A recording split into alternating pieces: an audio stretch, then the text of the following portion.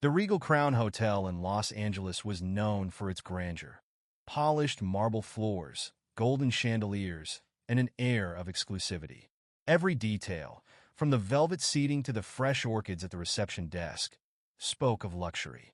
Behind the sleek counter stood Karen Mitchell, a receptionist who had worked there for years. She prided herself on knowing the right kind of guests and had little patience for those she felt didn't belong. That afternoon, a young teenager named Ryan Carter strolled into the lobby. He was 14 years old, dressed in jeans, sneakers, and a hoodie. Despite the casual attire, he walked in with an air of confidence. What Karen didn't know was that Ryan's father, Alexander Carter, owned the very hotel she worked at. Ryan adjusted his backpack strap and approached the desk with a friendly smile. "Hey, I'm here to see my dad. Can you let him know I'm in the lobby?" Karen barely glanced up before eyeing him from head to toe. "Your dad," she repeated, skepticism dripping from her voice. "Sweetheart, this isn't a hangout spot. Maybe you're looking for the coffee shop down the street." Ryan raised an eyebrow, but kept his cool. "No, I'm exactly where I need to be. My dad, Alexander Carter, is in a meeting upstairs. Could you please let him know I'm here?" Karen smirked and let out a sarcastic chuckle. "Alexander Carter? The owner? Oh, sure. And I'm a millionaire. Listen, kid, we don't do drop-ins. If you're lost, security can help you find the door."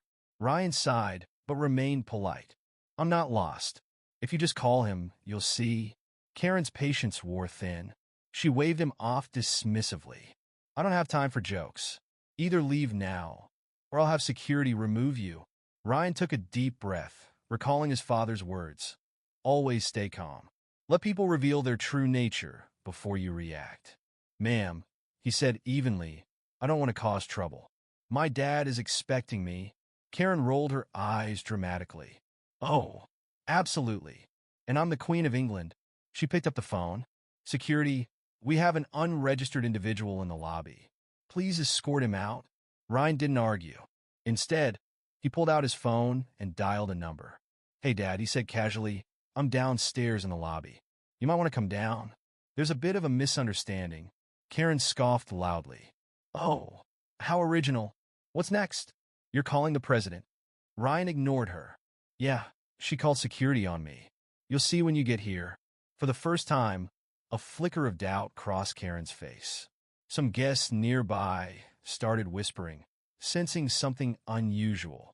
A moment later, Alexander Carter, the hotel owner, stepped out of the elevator. His sharp suit and confident stride made it clear he was in charge. He immediately noticed the security guard standing beside his son. His brow furrowed. "What's going on here?" Karen, still unaware of her mistake, put on a professional smile. "Sir, I apologize for the disturbance.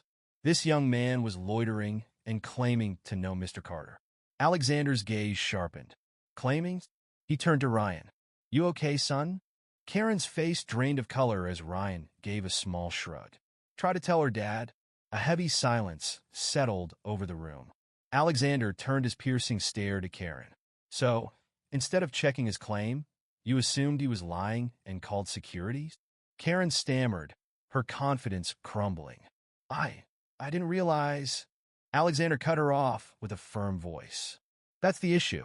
You didn't take a moment to ask. Instead, you judged him based on his appearance. Is that how we treat guests here?" Whispers rippled through the lobby as onlookers discreetly took out their phones, sensing a moment they wouldn't want to forget. Alexander turned to the security guard. "Thank you for your help, but my son doesn't need an escort out. He belongs here." The guard nodded respectfully and stepped away. Karen, now visibly shaken, pleaded, "Sir, it was a misunderstanding. I wasn't trying to be rude."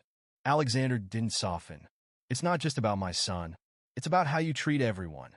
If you can't show respect to people regardless of their appearance, you don't belong behind this desk." The weight of his words settled in. Karen fidgeted, unable to meet his gaze. Alexander let the silence linger before continuing. "For now, you'll be sent for retraining.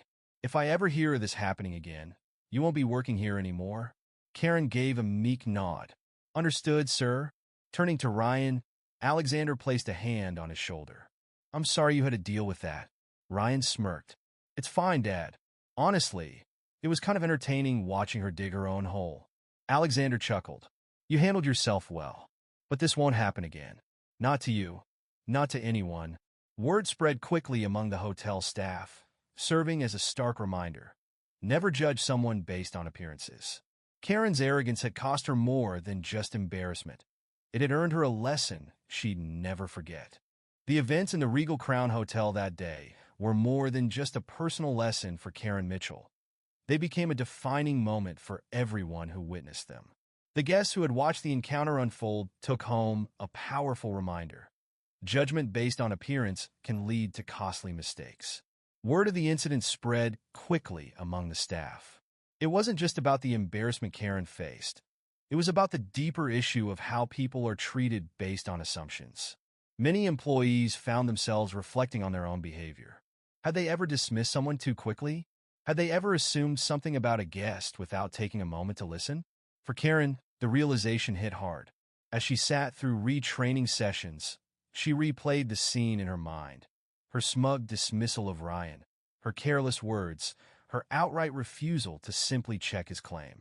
She had built a habit of judging guests on their appearance, never stopping to consider that true worth isn't measured by clothing or status. Her colleagues, too, took notice. Some had admired her confidence before, but now they saw the arrogance hidden beneath it. Others felt secondhand embarrassment, knowing that had it been them, they might have made the same mistake. For Ryan Carter, the experience was nothing new. He had seen people make assumptions about him before, but this time, it happened in a place his family owned. The irony wasn't lost on him. He had every right to be there, yet he had been treated like an outsider. But Ryan didn't let it get to him. He had learned long ago that people reveal their true character when given the chance. Karen had only proved what his father always told him. Some people judge first and think later. Still, the encounter left an impact. Instead of feeling anger, Ryan felt pity. Karen had robbed herself of a chance to do her job with kindness. If she had just asked one simple question, "Who is your father?" the entire situation could have been avoided. Later that evening, Alexander Carter gathered the staff for a short meeting.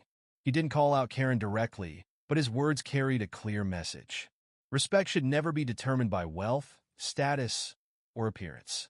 It should be a standard we apply to everyone, without exception. This hotel stands for excellence, not just in service, but in the way we treat every single person who walks through these doors. The staff nodded in agreement.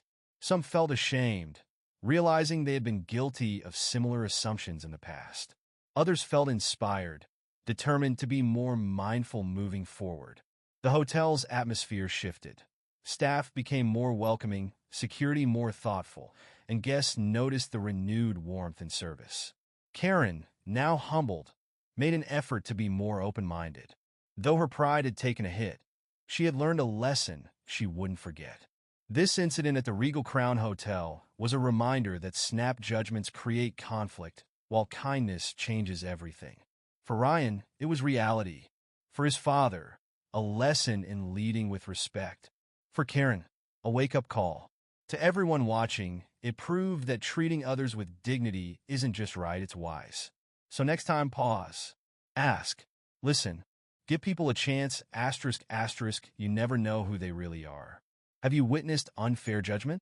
Share your thoughts below and subscribe for more powerful stories. Asterisk, asterisk.